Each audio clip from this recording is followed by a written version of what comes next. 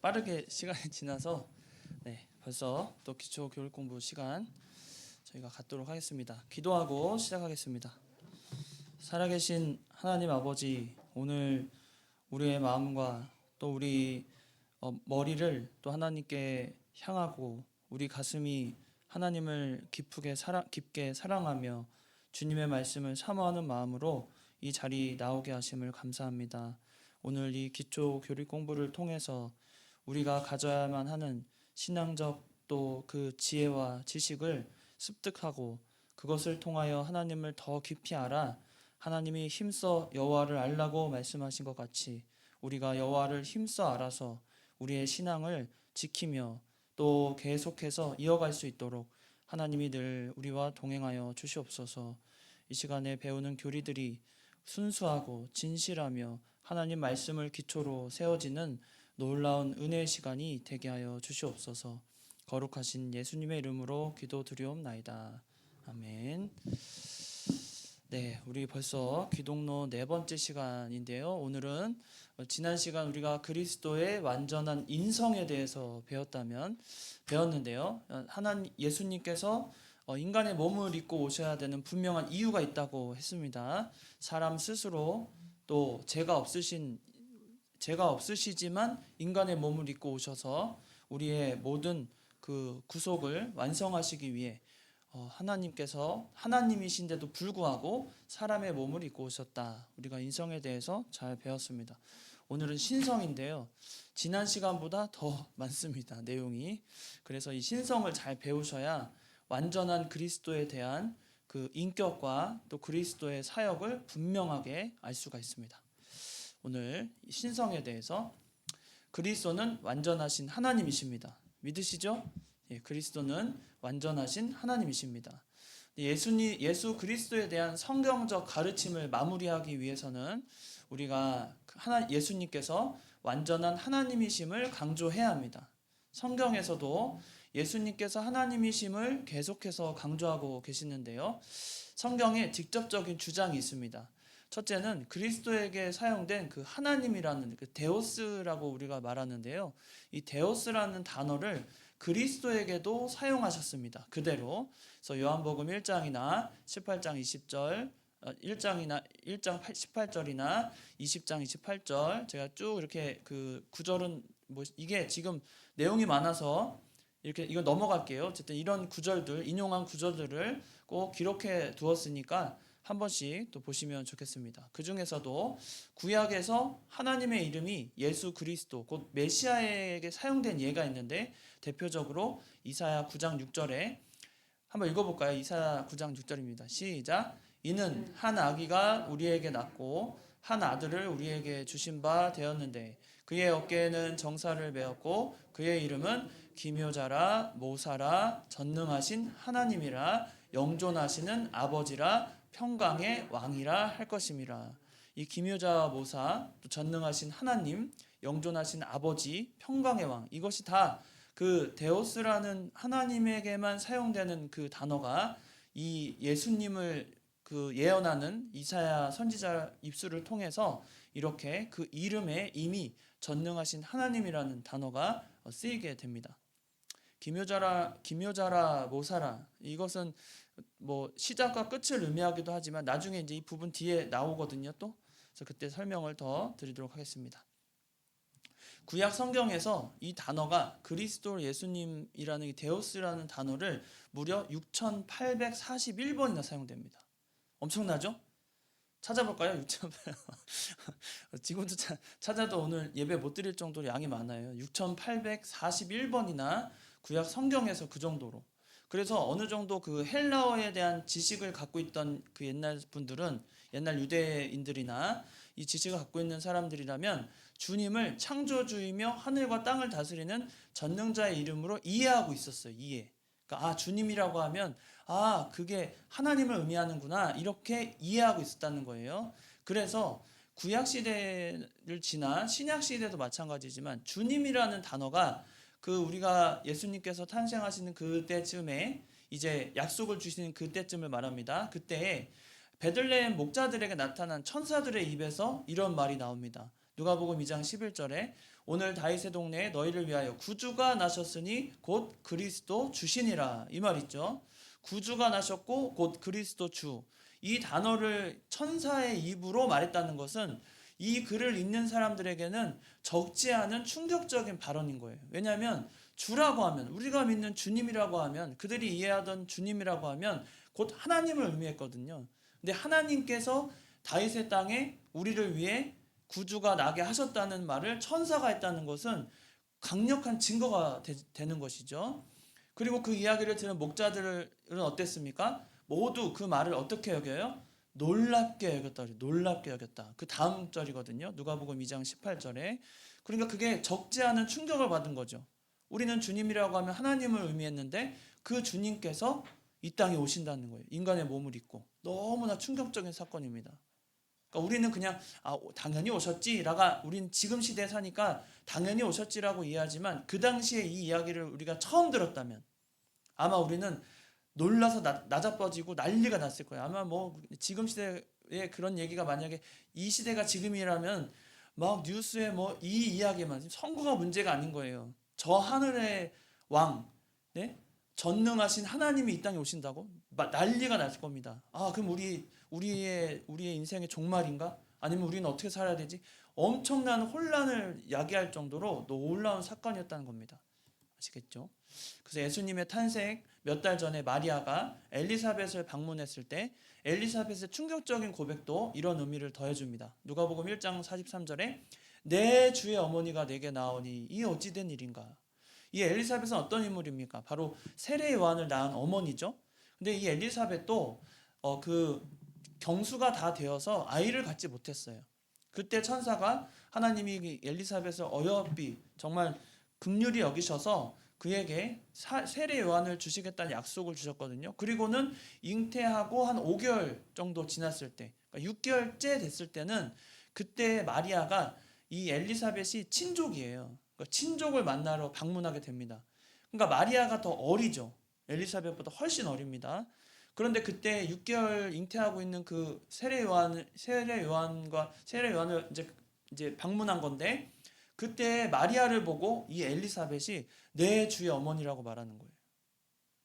상식적으로 이해가 안 되는 거죠. 친족이고 원래 알던 사이예요. 그러니까 그 이후에도 몇 번의 뭐 교류가 있었는지는 우리가 성경에 기록되어 있지 않지만 이미 예수님과의 교류가 있었던 상태고, 마리아도 3개월이나 거기에 머물게 되거든요. 석 달이나. 그러니까 그런 식으로 굉장히 가까운 친족이었는데 그 마리아를 보면서, 그러니까 말하자면 한 며느리뻘 될까요? 뭐 손자, 모르겠네요. 엘리사벳이 나이로 따지면은 거의 뭐 손자뻘도 될 법한데, 마리아가 그 마리아를 보면서 내 주의 어머니, 여기서 그 주가 이 데우스라는 단어를 써서 주님이 주시는 그 놀라운 하나님을 의미하는 그 내 주의 어머니라고 고백하는 거예요. 이게 얼마나 충격적인 고백입니까? 그러니까 이것을 봐서도 예수님께서 하나님이란 사실이 분명하게 성경적으로 증거되고 있다는 거예요. 그리고 이제 세례 요한의 광야에서 외치는 소리, 우리가 잘 아는데 주의 길을 예배하라, 자신의 사명과 더불어서 예수님께 하나님이심을 고백하는 주의 의미로 외침을 우리가 알 수 있습니다. 마태복음 3장 3절에 그는 선지자 이사야를 통하여 말씀하신 자라. 일렀으되 광야에 외치는 자의 소리가 있어 이르되 너희는 주의 길을 예배하라. 주의 길이에요. 그가 오실 길을 곧게 하라. 이 세례 요한이 말한 주의 길, 주는 누구를 말하냐면 예수 그리스도를 말합니다. 그래서 예수 그리스도의 길을 준비하라는 거예요. 이런 사명을 보여주셨을 때도 주의 의미가 우리가 앞에서 말한 하나님이라는 그 단어의 의미를 오롯이 담고 있는 것입니다. 두 번째, 그리스도께서 사용하신 주님이란 단어가 있어요. 그러니까 아까 데오스라는 하나님의 단어 말고 이제 키리오스라고 그래서 주님이란 단어를 성경에서도 곳곳에 예수님을 그렇게 사용하고 계십니다. 예수님을 지칭하는 표현으로 사용합니다. 신약시대에 와서 서신들에서 더 자주 발견하게 되는데, 대표적으로 고린도전서 8장 6절에는 주 예수 그리스도께서 계시니 만물이 그로 말미암고 우리도 그로 말미암았다, 이렇게 말합니다. 주 예수 그리스도 할 때 그 주가 주님을 말하는데, 이때의 단어는 데오스가 아니라 키리오스예요. 그래서 주님이란 단어를 직접 쓰고 그 주님께서 만물 가운데 말미암고 만물이 그로 말미암고 우리도 그로 말미암았다. 그러니까 우리를 창조하신 게 예수 그리스도다라고 고백하는 겁니다.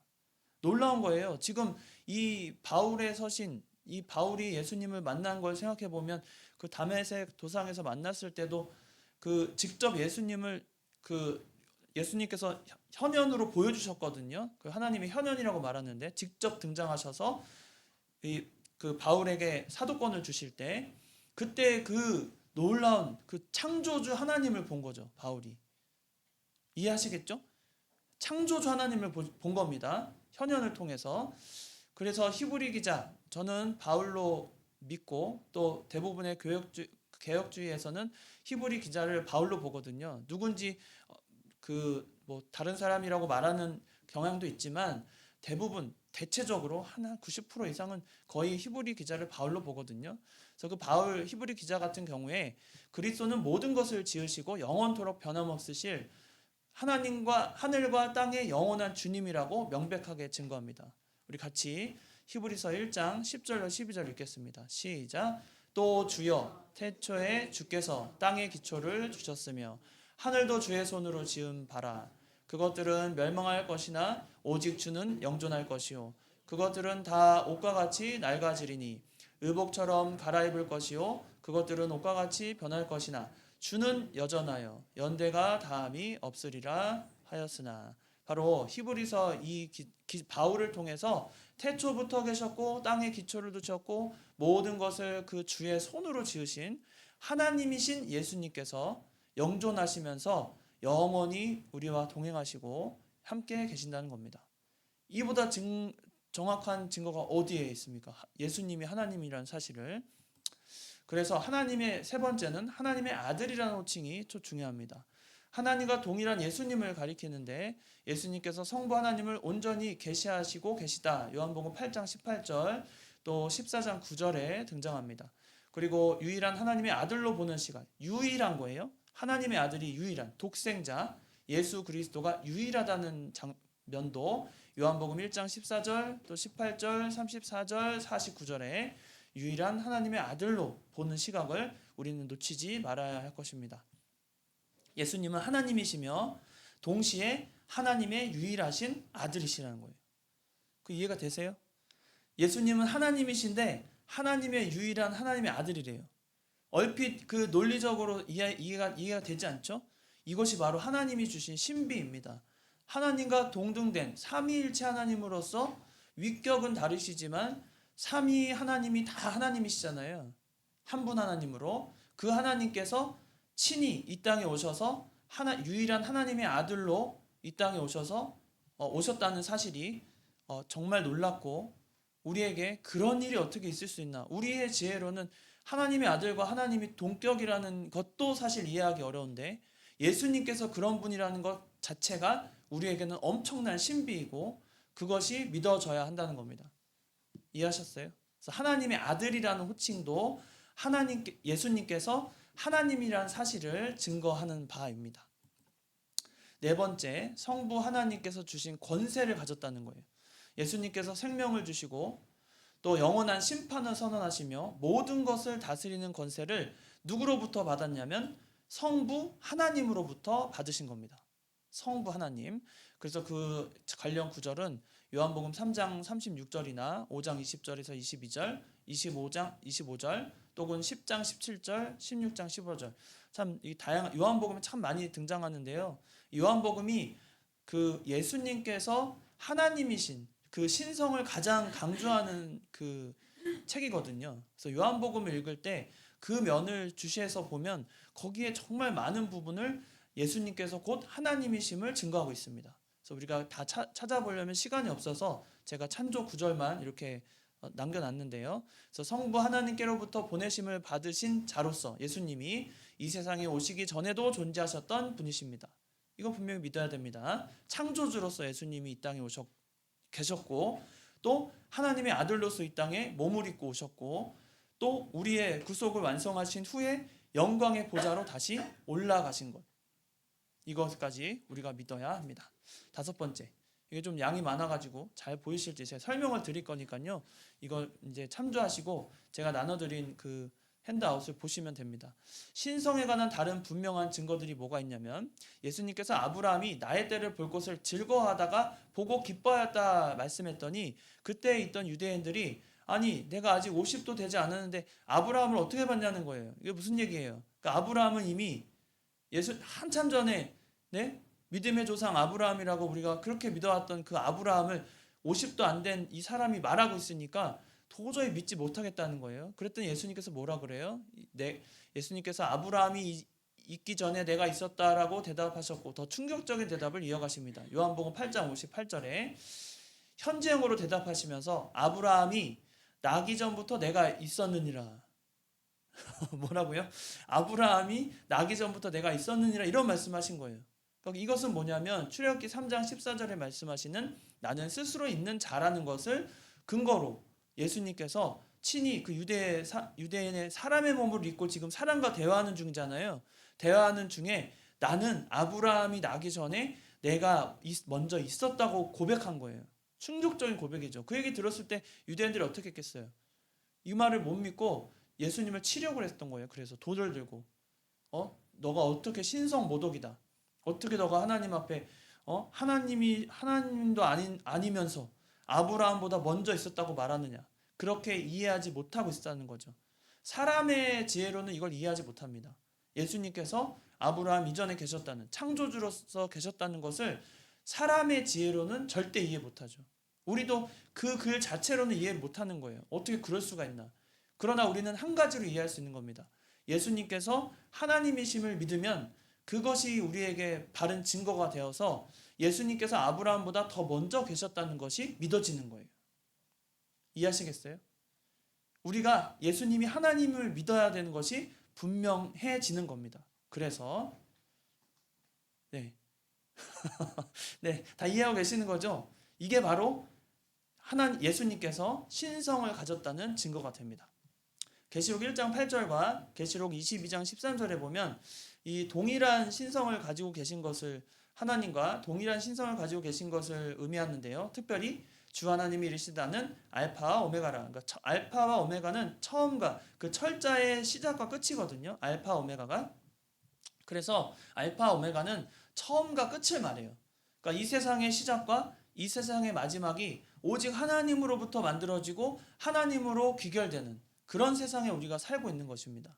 세상 사람들은 자기의 어떤 무슨 뭐 연수가 있고 정해진 어떤 인생의 어떤 그런 기한이 있다고 믿으면서 바둥바둥 살지만 우리는 그런 기한이 없어요. 하나님이 정하신 때에 우리가 태어나고 하나님이 정하신 때에 우리는 흙으로 돌아갈 그런 인생이거든요.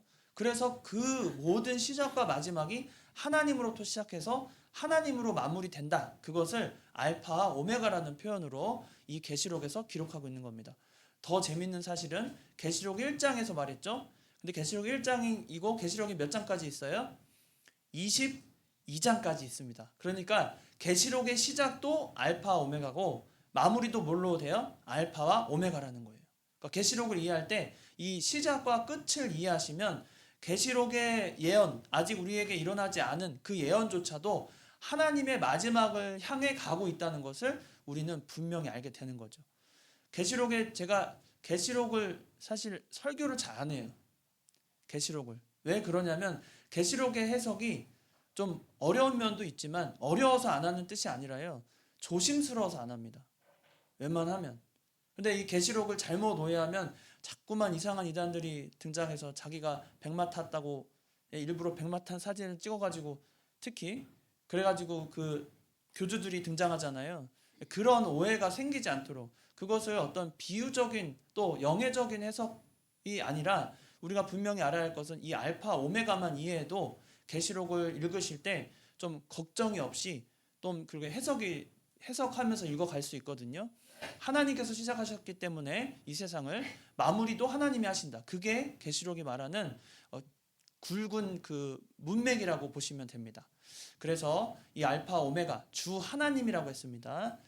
그리고 요한복음 1장 14절에 인성과 더불어 조화를 이루는 신성을 강력하게 증거하는 말씀이 있는데 바로 우리가 잘 아는 말씀이 육신이 되어 어디 가운데 거하시는 거예요? 우리 가운데. 그러니까 이 땅에 말씀이 육신이 되어서 오셨는데 이 말씀은 로고스라는 단어를 쓰는데 이 로고스는 단순하게 말씀이란 뜻이 아니라 태초의 말씀을 말합니다. 그래서 요한복음 1장에 나오는 이 말씀이 육신이 되어 이 땅에 태초의 말씀이 있었느니라는 말이 창세기 1장보다 더 앞서는 거죠. 아시겠죠? 태초에 하나님이 천지를 창조하시는 그 태초보다 요한복음 1장에 나오는 이 처음 말씀이 육신이 되어 나오는 이 태초가 더 앞선다는 겁니다. 왜냐하면 세상을 만드시기 전에 누가 먼저 계셨어요? 삼위 하나님이 계셨기 때문에 하나님이 존재한 그때의 말씀이 바로 예수님이셨고 그 말씀이 육신이 되어 오신 것이 우리에게 성육신 오신 그 예수님의 사역과 공생애라는 겁니다. 이해가 되시죠? 순서를. 그래서 우리가 그 영광을 보리니 아버지의 독생자의 영광이요 은혜와 진리가 충만하더라. 우리 가운데 오신 예수님. 우리는 그 시대에 태어나지 않았지만 우리 가운데 오신 예수님을 믿음으로 우리가 구원을 얻는 것입니다. 분명합니다. 이것은 어떤 진리보다 강력한 우리의 구원의 진리가 기초가 여기에 있다는 사실을 우리가 믿어야 합니다.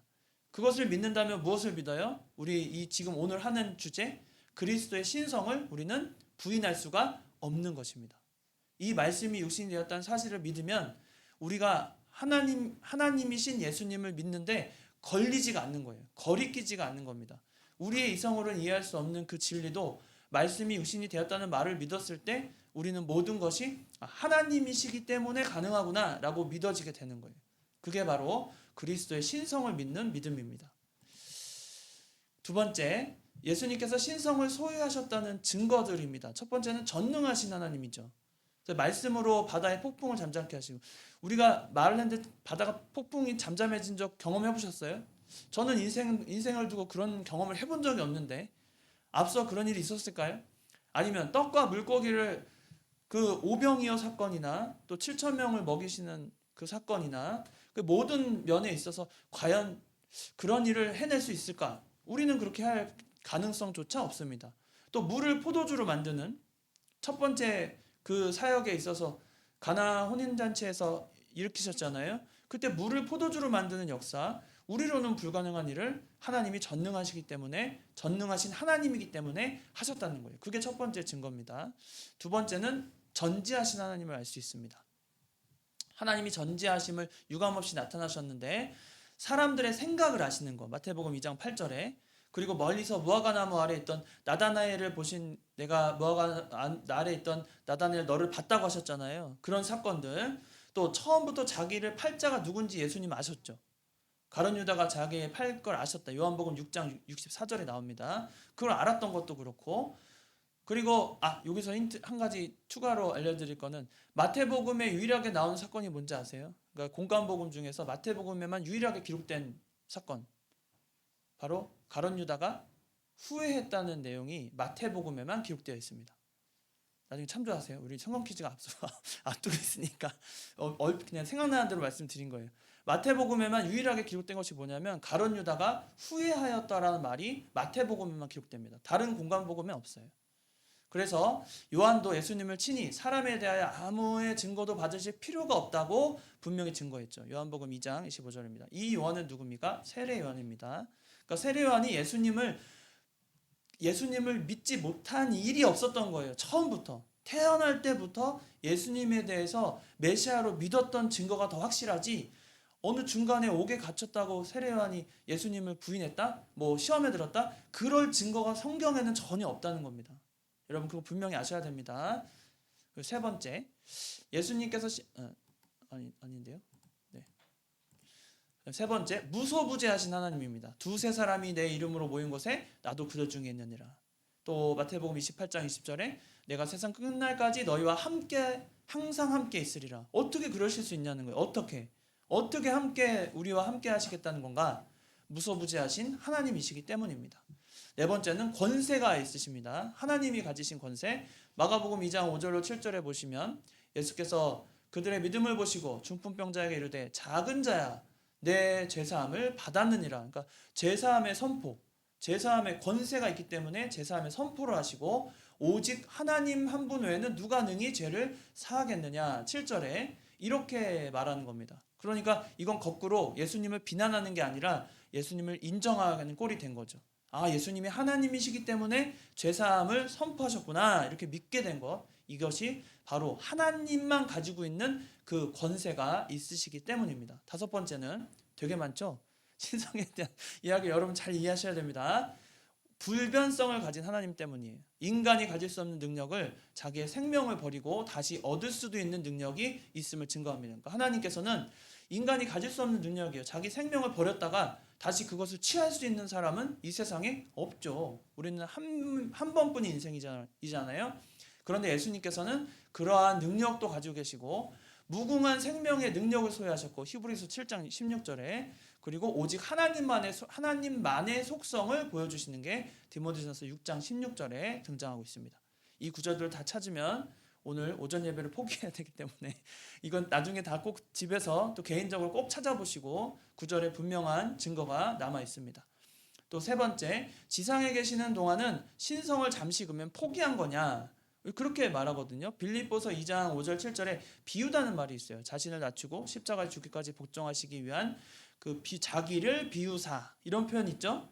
자신을 비웠다는 뜻은 자신을 낮췄다는 뜻이고, 또 십자가에 죽기까지 성부 하나님께 복종하기 위해서 자신을 낮추신 겁니다. 이것을 하나님의 속성을 비웠다고 쓰진 않아요. 아시겠죠? 비웠다고 쓰지 않습니다. 그리고 다섯 번째, 완전하신 하나님 예수 그리스도. 골로새서 1장 19절에 아버지께서는 모든 충만으로 예수 안에 거하시고, 2장 9절에는요, 그 안에는 신성의 모든 충만이 육체로 거하시고. 뭐라고요? 신성의 모든 충만이 육체에 거하시고, 바로 예수님을 증거하고 있습니다. 신성의 모든 충만함이 예수님께 거한다. 그래서 우리가 임마누엘이라는 말이 예수 그리스도의 이름이 아주 적절한 거예요. 임마누엘, 우리와 함께 하시는 그 임마누엘이라는 것이 함께 하시는 하나님, 우리와 언제나 동일하시고 신성과 인성을 고루 갖추신 예수님께서 우리와 늘 함께 하신다는, 그러니까 하나님이 우리와 함께 하신다는 말에 누가 들어가는 거예요? 성부 하나님의 의미보다 오히려 예수 그리스도의 의미가 더 강한 거죠. 예수 그리스도께서 하나님으로서 우리와 늘 함께 하신다, 그 증거를 강력하게 우리에게 보여줍니다.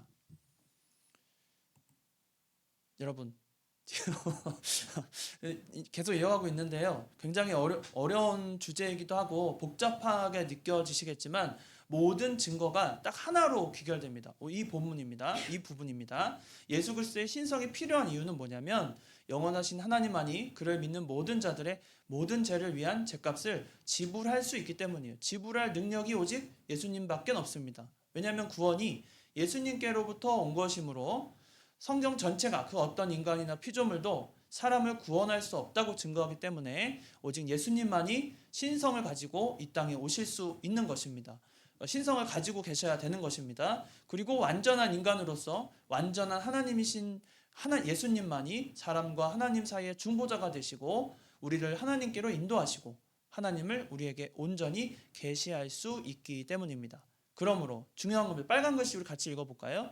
시작. 그러므로 예수님이 완전한 하나님이 아니시라면 우리에게는 구원이 없고 궁극적으로 기독교란 존재하지 않는다는 결론입니다.